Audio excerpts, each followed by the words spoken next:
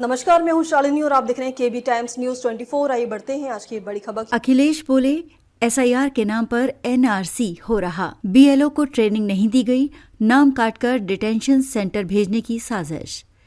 संसद के शीतकालीन सत्र के 7वें दिन मंगलवार को लोकसभा में चुनाव सुधारों और स्पेशल इंटेंसिव रिवीजन पर चर्चा हो रही है।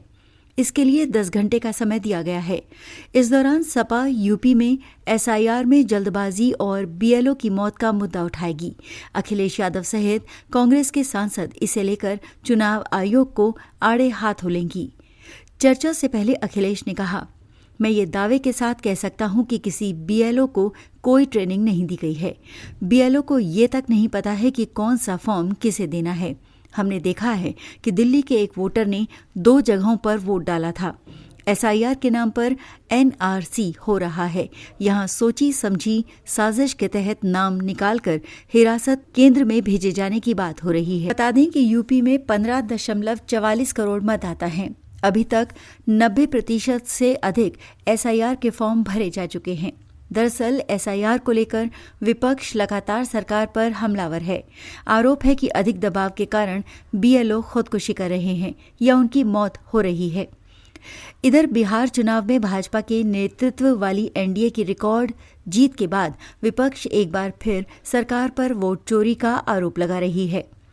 सपा मुखिया बोले, नए लोग जो इधर से उधर खिसक गए हैं। उनकी टिप्पणी पर अखिलेश बोले कि ये अनपढ़ हैं, ये कोई बात समझते नहीं हैं, ये पढ़े लिखे नहीं हैं। अखिलेश ने कहा कि हमने सारे सबूत दिए थे, वीडियो व फोटो दिए थे। चुनाव जीते जाते हैं और चुनाव हारे जाते हैं। एक समय था जब हम कांग्रेस से लड़ रहे थे, आज समय ये है कि हम आपस में लड़ रहे हैं। एक समय था हमारे 5 सांसद थे, आज हम सबसे अधिक सांसद जीतकर यूपी से आए हैं। जिसे आपने मुद्दा बनाया, उस अयोध्या से अवधेश प्रसाद जीत कर आए हैं। अखिलेश ने कहा, कांग्रेस के साथी मनीष तिवारी ने बहुत ही विस्तार से बात रखी। लोकतंत्र कैसे मजबूत होगा, ऐसी उन्होंने बात की। मुझे खुशी है कि सरकार ने इस पर चर्चा करने का मौका दिया। भाजपा सदस्य की बात सुन रहा है। वो बिहार और आने वाले यूपी के चुनाव पर चर्चा कर रहे थे। कुछ ऐसी बातें देखी जो हमने अपनी आंखों से देखी।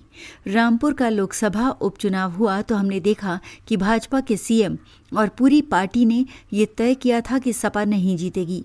यह आशंका हम लोगों को थी, चुनाव में धांधली की जाएगी। चुनाव हुआ तो यही हुआ।